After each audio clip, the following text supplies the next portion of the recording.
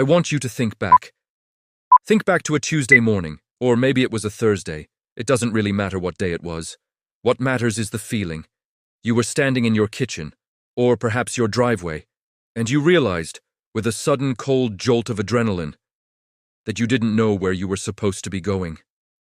You looked at the keys in your hand as if they were ancient artifacts from a civilization you no longer recognized. You laughed it off later, of course. You told your friends it was just a senior moment. You told your children that you were just tired.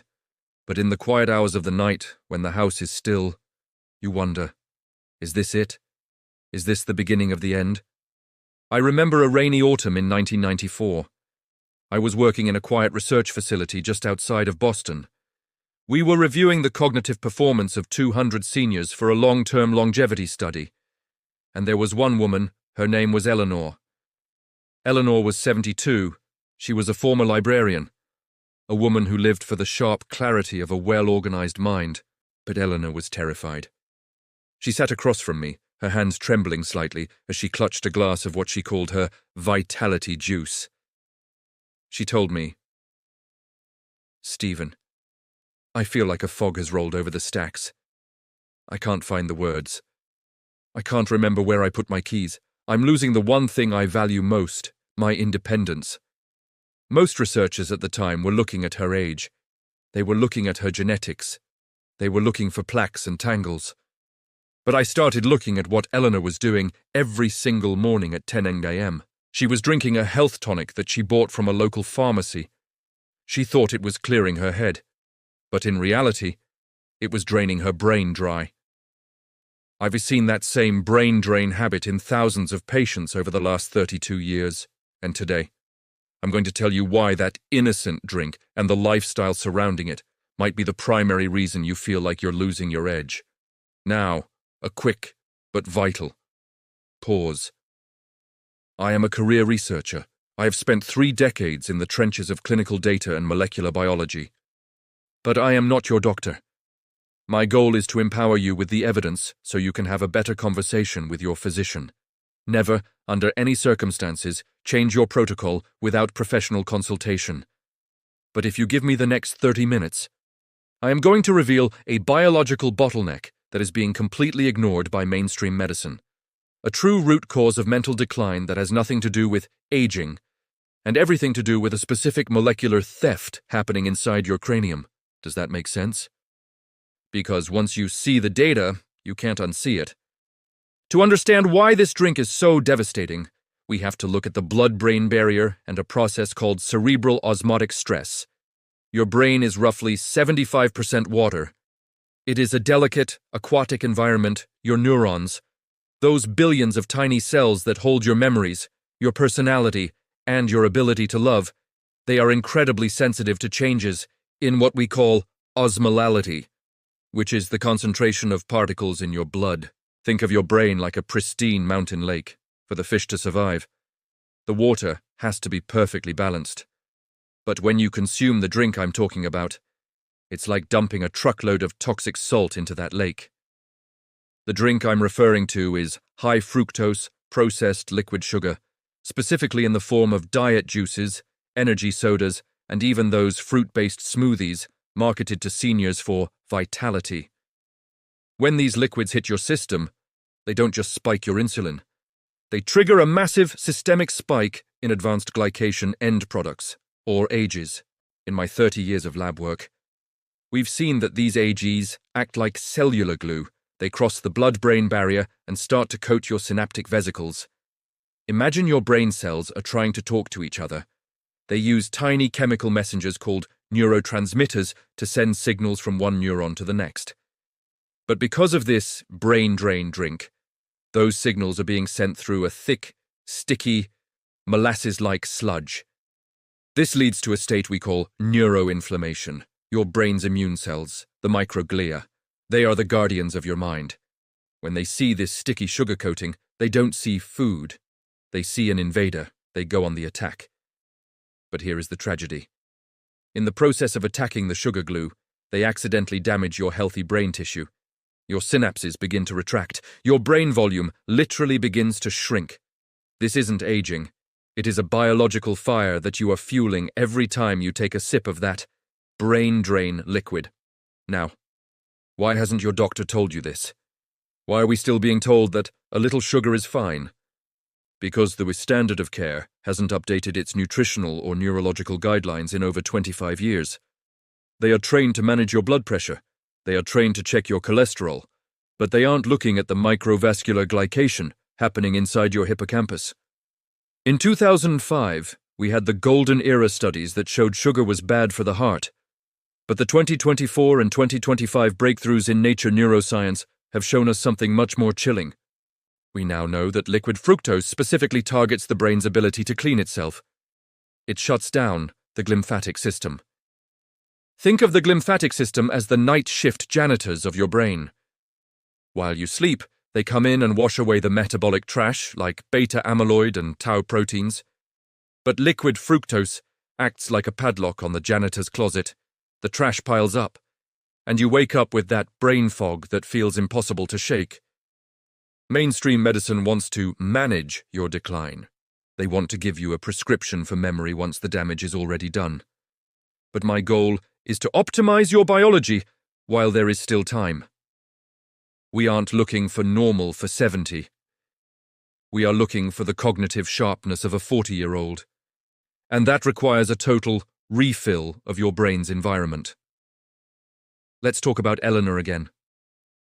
Eleanor was convinced that her vitality juice was her lifeline. It was a processed blend of apple juice concentrate, synthetic vitamins, and a massive amount of high fructose corn syrup. She thought the sugar rush she felt was energy. But in reality, it was her brain's neurons screaming in a state of hyperexcitability before they eventually crashed. In my 32 years, I've seen this pattern repeat in thousands of patients. We've been conditioned to believe that fruit is healthy, so juice must be healthy. But when you strip the fiber away from the fruit and turn it into a liquid, you are creating a metabolic weapon. Liquid fructose bypasses the normal digestive process and goes straight to the liver, where it is converted into fat and uric acid. That uric acid is a signal to your body that it is in a state of famine. So it starts to store fat and, more importantly, it triggers a low-power mode in your mitochondria, the very power plants that run your brain. Does that make sense? You aren't just getting older, you are running your high-performance brain on a low battery setting because your morning drink is telling your body that it's time to hibernate. So, how do we stop the drain and start the repair? Based on 3 decades of clinical data, I've developed a 3-phase precision protocol. Phase 1, the environmental shift. The invisible fix, the first thing you must do, and this is non-negotiable, is eliminate all liquid calories for 21 days. I don't care if the label says natural. I don't care if it says no sugar added. If it's a liquid and it's sweet, it is a hammer hitting your blood-brain barrier. And I have to warn you, do not reach for the diet versions. Artificial sweeteners like aspartame, sucralose, and saccharin have been shown in recent data to disrupt the gut-brain axis. They kill the beneficial bacteria in your microbiome, specifically the Akkermansia and Bifidobacterium. These bacteria produce short-chain fatty acids like butyrate. Butyrate is the primary fuel for your brain's repair cells. It is the mortar that seals the leaks in your blood-brain barrier. When you drink diet soda, you are effectively killing the workers who keep your brain sealed from toxins. Instead, you must replace these with structured mineral water. Your brain doesn't just need wetness, it needs electrical conductivity. Add a pinch of high-quality Celtic sea salt or liquid trace minerals to every glass. This restores the electrolytic balance in your cerebral spinal fluid, allowing your neurons to fire with the speed and precision they had decades ago. Many of my patients tell me, "Stephen, water is boring." But I tell them, is water more boring than losing your memory? Within 10 days of switching to structured mineral water, the fog begins to lift. Your brain starts to rehydrate at the cellular level. The osmotic stress begins to subside. Phase 2. The biological catalyst. Clearing the cellular glue.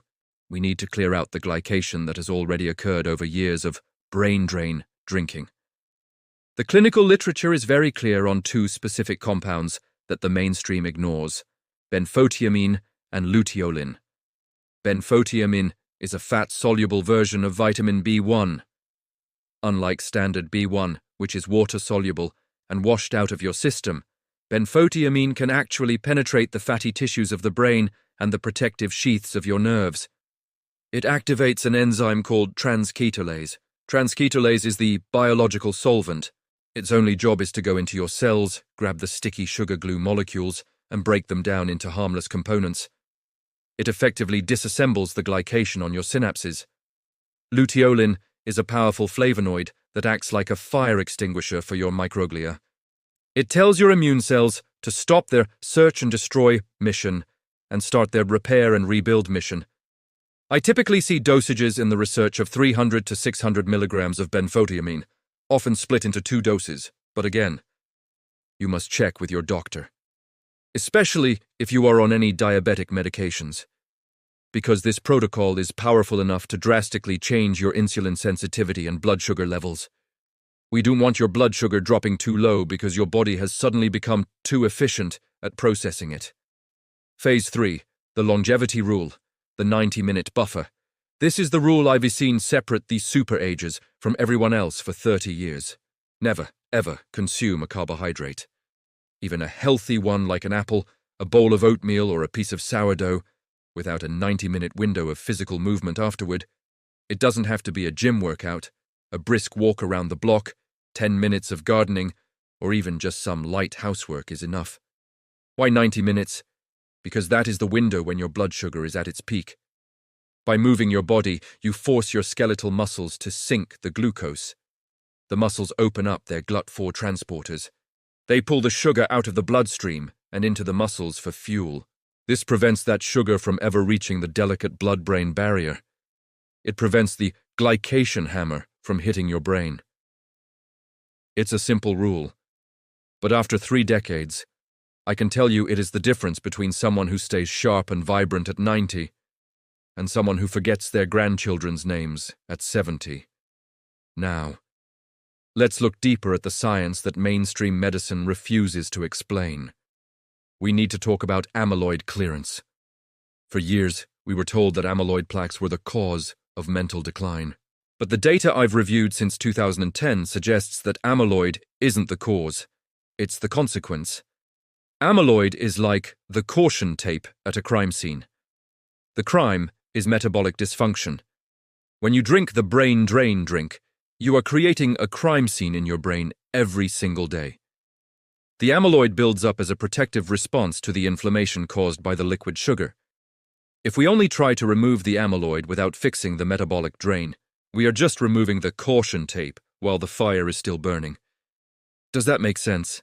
We have to put out the fire first. Now, I have to give you an industry secret warning. Something many of you are doing right now to help your brain that is actually making the drain worse. Many of you are taking high-dose synthetic vitamin E, specifically alpha-tocopherol, thinking you are protecting your brain cells from oxidation. But the most recent 30-year longitudinal data shows that synthetic, isolated vitamin E can actually become pro-oxidant in the brain's unique environment. It can actually increase the rate of mental decline by interfering with your brain's natural antioxidant pathways, like glutathione peroxidase. It has a classic case of mainstream medicine giving you an isolated solution to a complex biological problem. If you want vitamin E, get it from whole foods. Get it from walnuts, sunflower seeds, and avocado. Get it in its natural complex of 8 different tocopherols and tocotrienols. Throw the synthetic, clear plastic pills in the trash. They are a brain drain in disguise. I also want to talk about the antacid trap. Many seniors who drink these acidic, sugary brain drain drinks suffer from heartburn. So they take proton pump inhibitors, PPIs, every single day. In my clinical research, we've seen that chronic use of these antacids leads to a catastrophic drop in vitamin B12 absorption. And what is the number 1 symptom of B12 deficiency? You guessed it. Memory loss, confusion, and brain fog. It's a vicious cycle. The drink causes the reflux. The antacid causes the B12 deficiency. The sugar causes the glycation. And suddenly, a vibrant 70-year-old is being evaluated for dementia, when in reality, they just need to stop the cycle. We saw this with Eleanor. Once we got her off the vitality juice, fixed her mineral balance, and put her on a B1 benfotiamine protocol, the change was nothing short of miraculous. Within 8 weeks, the librarian was back. She told me, "Stephen, it's as if someone turned the lights back on in the library. I can see the titles on the spines again. She didn't need a miracle drug. She needed a metabolic reset." So, I want you to imagine yourself 30 days from now. Imagine waking up. And that heavy, cotton-filled feeling in your head is simply gone.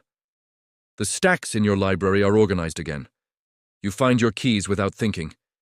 You don't even have to look for them, because your brain tagged the location automatically. You are in a conversation at a dinner party, and the words just flow. You find the name of that actor. You remember the name of that town in Italy. You don't have to fish for them. You don't have to apologize for your senior moments. You feel like the you of 20 years ago, vibrant, present, and in control. This isn't a fantasy. It isn't biohacking for the elite. It is the result of feeding the engine what it needs and stopping the theft of its fuel. It is what happens when you stop the drain and start the refill. But I have to be honest with you. As a researcher who has seen it all, fixing your mental clarity is only half the battle. Your brain needs blood flow, yes, and it needs a clean, sugar-free environment. But it also needs mitochondrial vitality.